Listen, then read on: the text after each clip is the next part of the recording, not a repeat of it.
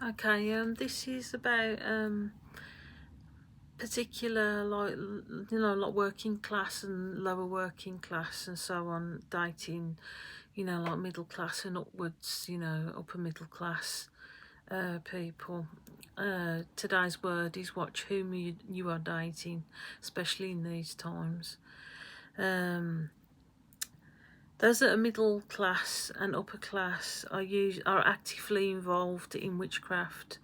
This is how they gain their wealth.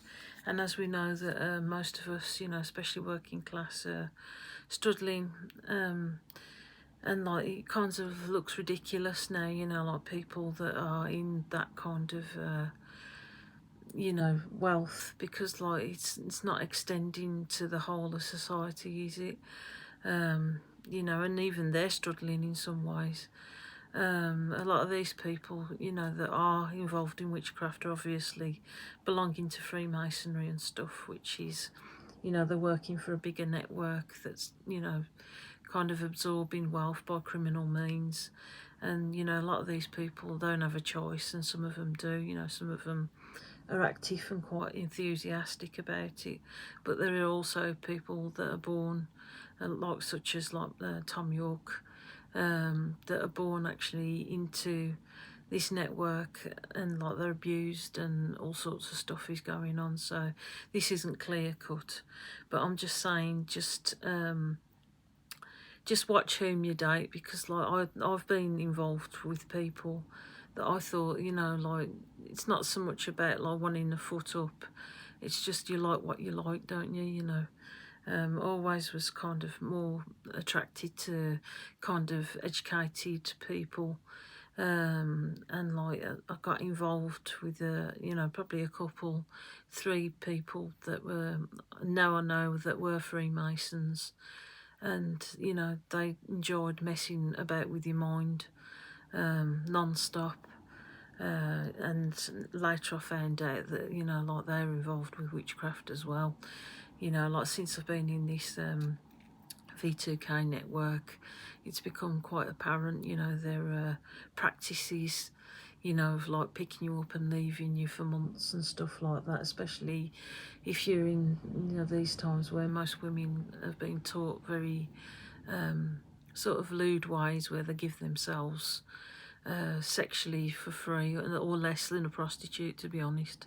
Like hookups, and that kind of dating culture. Especially if you're like an innocent, like what I was, that gets used up and abused and thrown down, and then, like you recovering from a ton of damage. I mean, I had about 6 people, that were all varying, but a lot of them had the same traits, especially if I went towards more like educated people that were kind of middle class, like kind of broken middle class, I'd say, or middle upper class. Like ones that had been falling out of university and things like that. Just watch whom you date. As I say, they'll play with your mind till they're bored. They'll use you for sex or anything else. I kind of went out with didn't go out with a DJ, but like he was expecting sex fairly soon, and I was young and immature. It was my first time, but I was about 27, and he ended up messing me, and I found out he was married in the end. So it was a very painful pull away from that situation, because like I had a lot of self-doubts and like bad self-image, and was kind of taught to give myself away quite freely, without really checking these people out. And they are so silent, they just don't let you know. But he would do things like phone me up after not hearing from him for weeks, wouldn't give me his telephone number, wouldn't take me out in public. Like these are like all the signs that these people have got secret lives and stuff. One particular time he phoned me up. He says, "I'm going to take you out tonight." I think he was a lot of DJ, and like he was doing some sort of gig, and he wanted me to come with him. But I dressed up all that night, Was waiting for him for hours, and he didn't even bother turning up. He like phoned about like 6 hours later saying that his dad had a heart attack, which I don't believe. I think he just liked the drop. And as I say, like they use the same techniques in V2K, where it's a kind of superiority thing, because I think that they're superior in their mindset, you know, like this Freemasonry, anti-Semitic Jewish mindset of, you know, like, and misogynistic mindset. As I say, a lot of these people are trapped in V2K, so they have to do these practices to sort of avoid being tortured. So, you know, once they're in this club, there's no getting out until God says, and God is bringing it down right now. Yeah.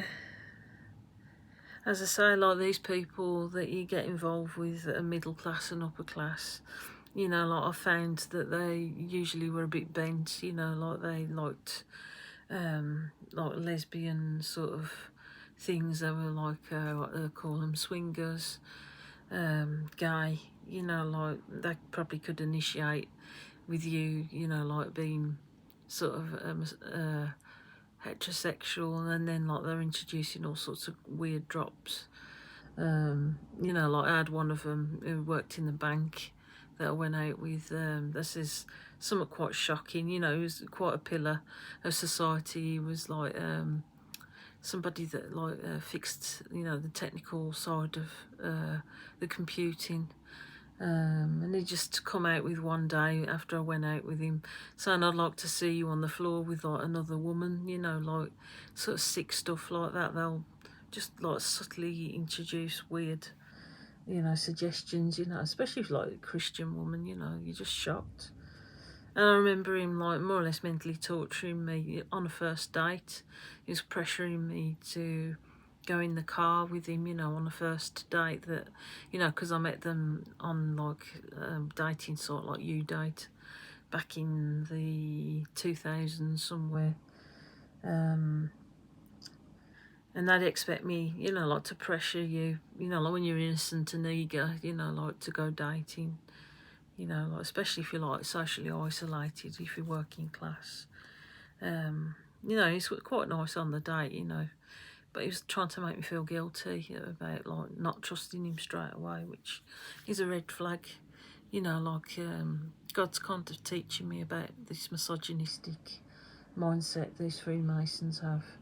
You know, where they're playing all the aces, and he's showing them that, you know, for what they're worth. And like a lot of us women don't know what's happening to us, you know, like we can be mentally messed around with and manipulated, you know, and like us women do fear men, you know, like, and they've got this misogynistic weapon against us, and, you know, like where they can pick you up and drop you and stuff like that is pretty awful.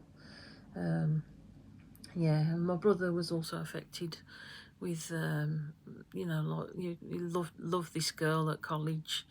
Used to call her Angel Face. I'm absolutely sure that she was a Freemason, because, you know, it goes with the territory. You know, like you protect your assets.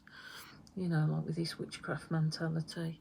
And from what I understand, that she had a dad that was quite violent, and, you know, like her brother spoke very strangely. It's like we had a double date with her and her brother, my brother and me. And her brother was coming out with all sorts of stuff about like boobs, you know, like fancying the post woman and expecting me to stay over in their place. So they kind of sniff that you're kind of desperate for company when you're working class and stuff, because of the social isolation. And they know very well what's going on, you know, like with the social classes and stuff. So they know, you know, like how to kind of pick you off, especially if you want to kind of rise from your position of being in the gutter, you know, like they know this. And I had a technician as well that was kind of grooming me. You know, I was quite lucky that I actually got out of these scrapes quite well. I think it was God's hand on me that done that, really. because then, you know, like 9 times out of 10 they did leave me alone. But God made me see the signs of these snakes before I got too involved. The best one was my daughter's dad, but you know, I don't want to go into that. But he really effed me for quite a long time, you know, like with other girls and things like that. But nothing's black and white, and you get good times and you get bad times with people. Oh yeah, back to my brother's angel face. She was quite a write-off as a person. She would put him down quite a lot, and you know, like it was always like something about his class or the way he spoke, or if he had a spot on his nose, you know, like she'd say, go and stand over there, you know, like. And my brother, you know, it was a terrible relationship, really. She'd like phone, sort of make, like send letters to get him to phone every 6 months, something like that. And like, because like he was like Mr. Nobody, he sort of hung on the end of the phone, you know, throwing all his coins into this kiosk, you know, just like on the end of like a breath. Usually it was angry down the phone, but you know, that was the actual thing, that she was playing with him that way, you know, like. And like, I think it's because we were Christians and stuff that we were just completely perplexed. It took a really long time to recognise, you know, these people, but she was messed up herself. If she had like dad, she might have been part of satanic abuse and stuff, which you know, she actually went into mental hospitals, and my brother was there, you know, like with blankets, you know, helping the family out to look after her. And it was like, don't call us, we'll call you. And he always usually involved an insult or a put down, you know, even if he helped, you know, with all of them, all that family. He was never welcomed. Whatever efforts he did put in, he'd get slammed down for it. But he wised up eventually. He spent a good many years worrying over this woman that treated him like crap, really. And it's deliberate, you know, like this Freemasonry system, that we are in the dark with these people, but God's highlighting it now, that you know, like we have been subject quite largely to that. And I know that I've got like uncles in the past who've belonged to Freemasonry.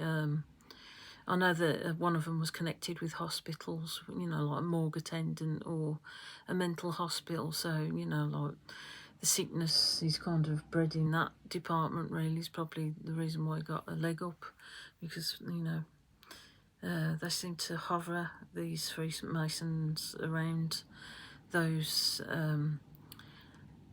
sectors of hospitals because they're sick, you know, like, as I say, like my mum was involved, you know, like they took her out, according to what God's dropped me, you know, like that she was slewed and stuff.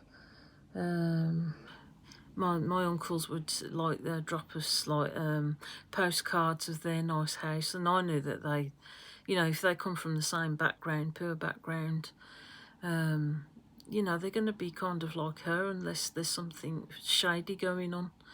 You know, and I worked out quite a long time that, you know, there must be some criminal element, you know, like to attaining wealth, you know, and now I know it's witchcraft, you know, Freemasonry, witchcraft, sorcery.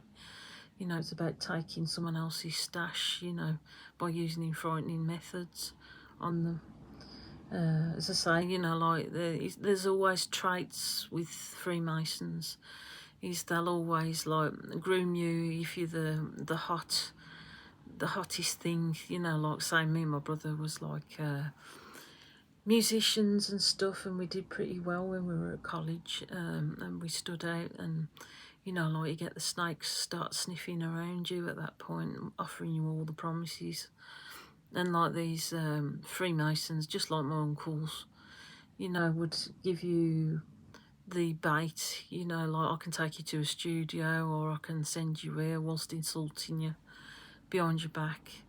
They'll take you to these weird places where you'll meet these weird people, and I think that they're actually calculating the way you react This is how I reckon a lot of people end up, externally, like being pulled in with colleges. It's usually a sex thing, just after they discover, whether you're interested or not. So they'll like pull you in that way, and then they'll offer you all the promises in the world, and like you'll start to see the dissension. And luckily, I haven't got that far where I've been thumbed down by them, but they're still hovering around us today. Like they'll offer you, I can like give you a break here, I can do this, I can do that, and then like start pulling you in. But me and my brother are so used to that now and being put down, that we never took it anyway. And I know that God's hand is on us. So like it was important in a way that we recognised these snakes, through our faith, that we never took the bait, and somewhat repelled them about us anyway, so they kind of left us alone in the end. So it was, as it is, it's always a voice, drugs, promises, relationships are really big, like, because you kind of need that as a human being. Many of them do use it. So what I'm saying is, like, especially in these times while things are being sorted out, and these people are set free, and some of them are held account for the satanic practices that they've been doing. I'd just be weary for put downs. If they start putting you down or giving you, something that doesn't seem to be too good to be true, that's like another thing. Empty promises, they don't follow through on their promises and stuff.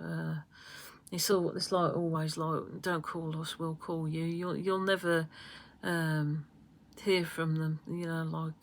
I used to live opposite a drugs clinic where I used to live, and I used to watch the interactions. Like I'd watch all the patients, like on the car park smoking away, and like you get the staff coming out, and like these people, holding on to what little they've got with human connection, and like they'd go up to these people and didn't have the time.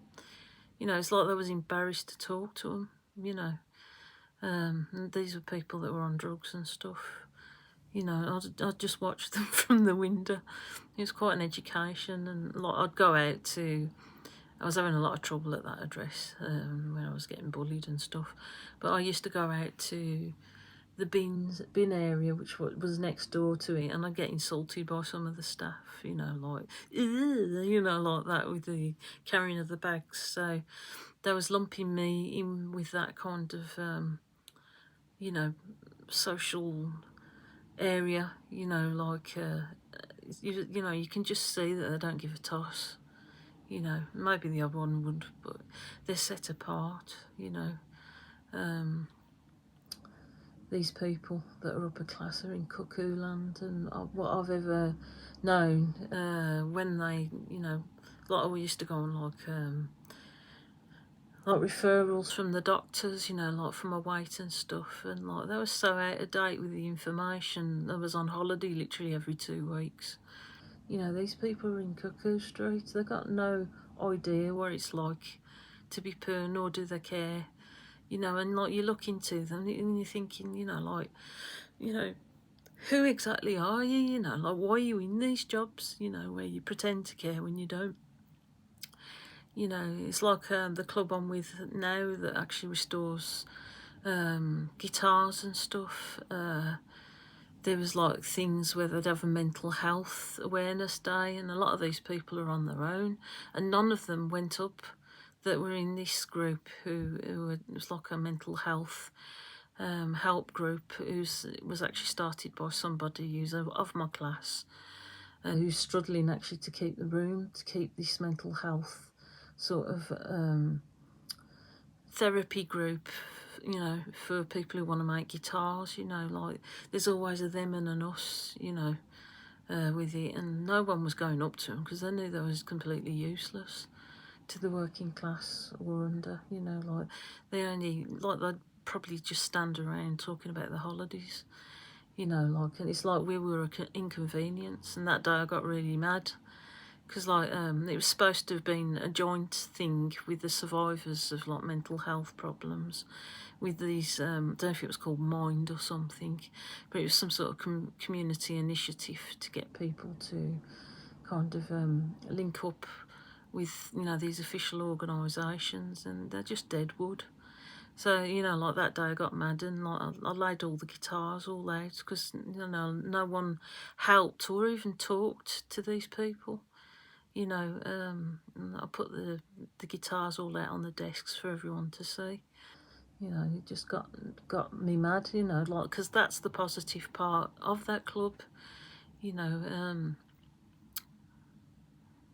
that was the end result. That actually helped, you know, like someone from my class actually understood these people and actually cares, you know, rings them up. But, you know, like we're just, you know, like just in the way to these upper Freemasonry club people. I don't even know why they're in the job, to be honest. Anyway, that's it for now. So watch who you date, you know, make sure that you kind of are up to these snakes. It's better to probably to stay in your own class, to be honest, for the moment. But God is gonna like axe away all this. He's doing it already in V2K. They are being held account. Not all people who are trapped in Freemasonry are bad people. They, you know, like they vary in their debauchery, and it's going to come crashing down soon.